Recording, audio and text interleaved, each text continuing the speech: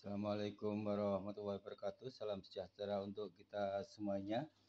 Teman-teman mahasiswa psikologi yang saya hormati, marilah kita mulai kuliah ini dengan menyampaikan puji syukur kepada Tuhan Yang Maha Esa atas berkat dan rahmat-Nya sehingga kita semuanya dapat berkumpul di dunia maya ini dalam keadaan sehat walafiat. Mudah-mudahan dengan terus kita bersyukur kepada Tuhan Yang Maha Kuasa, Allah akan berikan Tuhan kita itu kebaikan hidup yang lebih banyak lagi daripada keburukannya. Yang kedua, kita doakan teman-teman kita yang tidak bisa hadir karena sakit atau karena halangan-halangan lain yang tidak bisa ditinggalkan.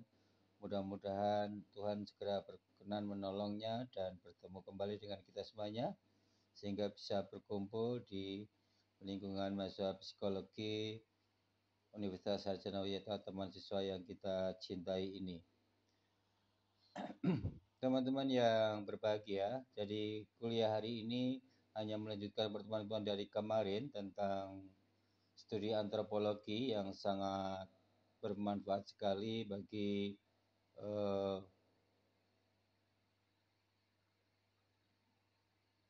ilmu-ilmu psikologi, terutama di prodi psikologi ini, karena memang ilmu antropologi ini merupakan gabungan dari ilmu sosial dengan ilmu humaniora. Jadi ilmu sosial ini adalah ilmu sosiologi, lalu menurunkan antropologi, lalu diturunkan lagi dalam perkembangan yang mutakhir adalah ilmu-ilmu humaniora itu ya, yang psikologi menjadi bagian dari ilmu humaniora tersebut. Jadi sebagaimana kajian-kajian kemarin, di dalam penekanan kuliah kali ini kita akan mengarahkan kepada antropologi budaya yang menjadi kajian yang penting untuk memberikan masukan atau menjadi ilmu alat ya yang bisa menolong Anda di dalam menekuni studi psikologi di Universitas Sarjana Wiyata Taman Siswa ini ya. Jadi sebagaimana yang telah saya jelaskan kemarin tentang hubungan ilmu sosial dengan ilmu budaya yang menjadi inti dari antropologi ini, sebagaimana pikiran dari Kuncoro Ningrat bahwa pada dasarnya ilmu antropologi ini ilmu yang mempelajari tentang manusia dan perkembangan kebudayaannya gitu ya di masyarakat. Jadi ilmu yang mempelajari manusia, terutama keanekaragaman fisiknya, warna kulitnya, rasnya dan sebagainya itu, etniknya di masyarakat dan kebudayaan yang tumbuh di dalam masyarakat tersebut. Itu yang pokok dari kajian antropologi yang didefinisikan oleh Profesor Kuncoro Ningrat itu ya. Secara umum ilmu antropologi itu sebenarnya dibagi menjadi dua ya. Kalau kita kajian antropologi itu secara umum atau secara makro dibagi menjadi dua, yaitu ilmu antropologi fisik, yang kedua adalah antropologi budaya. Kalau antropologi fisik kita mempelajari manusia, tingkah laku manusia dari evolusi perkembangan fisiknya ya, warna kulitnya, bentuk tubuhnya, rambutnya, fisiknya, pokoknya dari ciri-ciri fisiknya yang bisa membentuk identitas fisik dari manusia tersebut. Misalnya manusia Eropa dengan manusia Timur Tengah berbeda, atau dengan manusia Asia Tenggara yang berbeda, atau dengan manusia Cina berbeda ya. Kalau di Cina warna kulitnya putih, rambutnya sipit dan tidak begitu tinggi, berbeda dengan orang Eropa yang tinggi, kulitnya putih, rambutnya pirang, atau berbeda dengan orang Arab yang tinggi, rambutnya hitam, hidungnya mancung, atau dengan orang Asia Tenggara yang kecil-kecil dan kulit sawo matang gitu ya. Jadi itu ciri-ciri fisik menyangkut warna kulit, ras, etnik, bahasa dan rambutnya itu merupakan antropologi, kajian antropologi fisik ya. Fisik itu artinya jasmani, bentuk tubuhnya ya. Itu antropologi fisik gitu. Yang kedua, kajian secara makro adalah antropologi budaya. Ya, ini kita tekuni nantinya. Kalau antropologi budaya itu menekankan pada eh, kebudayaan masyarakatnya, ya. Eh, Bagaimana manusia menciptakan kebudayaannya, menciptakan cipta, rasa, dan karsa yang merupakan produk dari kebudayaan itu. Jadi kalau cipta itu kreativitas, kalau rasa itu eh, ke ke apa dari perasaan seninya, ya, dari eh, hatinya, dari kehalusan budinya, lalu melahirkan karya seni, lalu kemudian eh, apa eh, karsa kehendaknya, ya, angan-angannya yang kemudian menciptakan karya yang dalam bentuk artefak-artefak budaya, baik eh, fisik maupun non fisik gitu ya. Nah, antropologi budaya ini biasanya dibagi menjadi tiga, ya. Arkeologi, kajian tentang peninggalan-peninggalan benda fisik maupun non fisik dari kebudayaan manusia. Lalu antropologi linguistik tentang bahasa manusia, ya, bahasa daerah, bahasa lokal, bahasa nasional maupun bahasa internasional. Itu termasuk kajian antropologi linguistik gitu ya. Ciri-ciri bahasanya, pengucapannya, bunyinya, penulisannya, huruf-hurufnya itu. Jadi luas sekali ini antropologi linguistik ini ya. Kenapa ada bahasa daerah di Indonesia ini, ada bahasa Jawa, ada bahasa Minang, ada bahasa Timur, ada bahasa Ambon, ada bahasa Minahasa, ada bahasa Dayak, dan sebagainya itu merupakan kajian antropologi linguistik.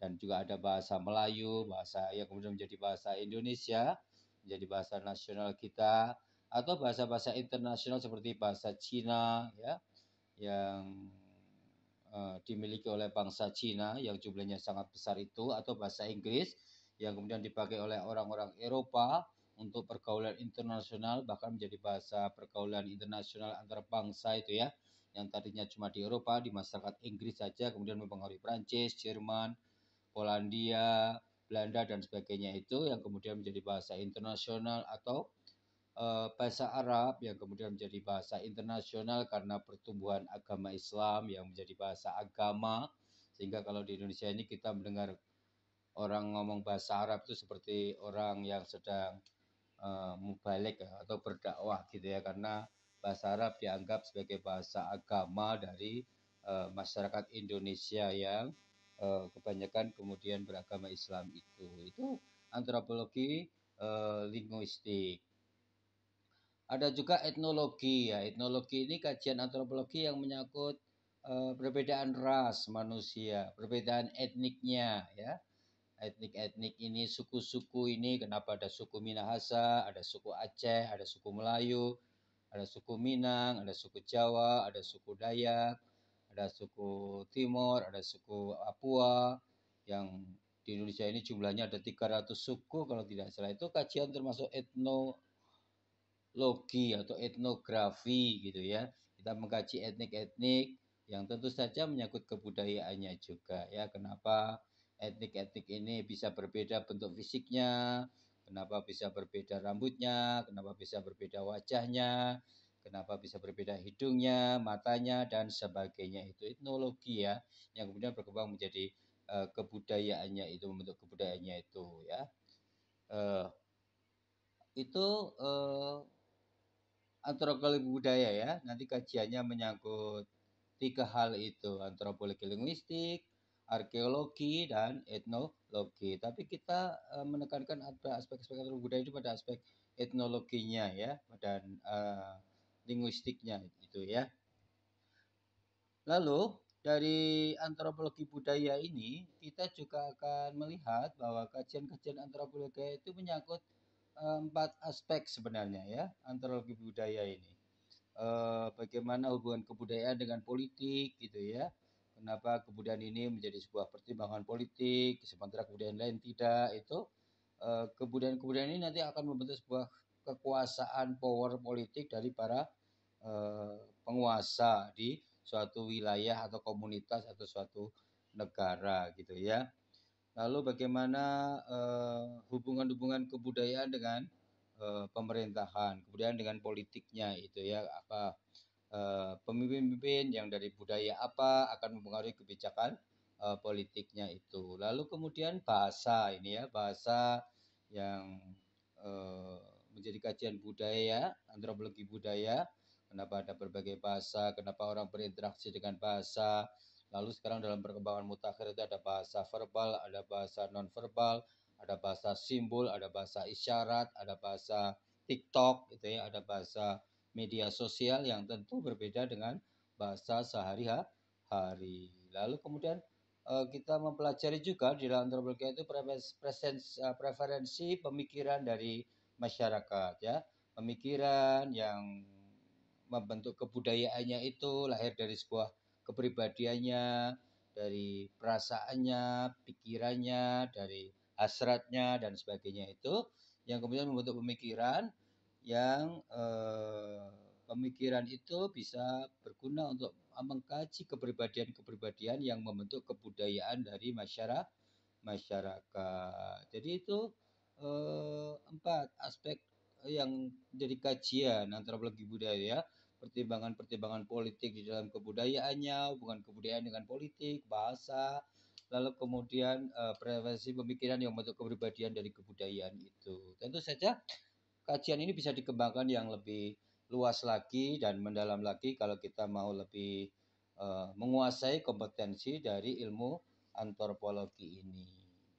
Jadi itu ya teman-teman semuanya, kalau kita mempelajari antropologi itu memang secara detailnya ilmu antropologi itu dalam perkembangan mutakhirnya sudah mengalami derivasi ya dari berbagai studi ini.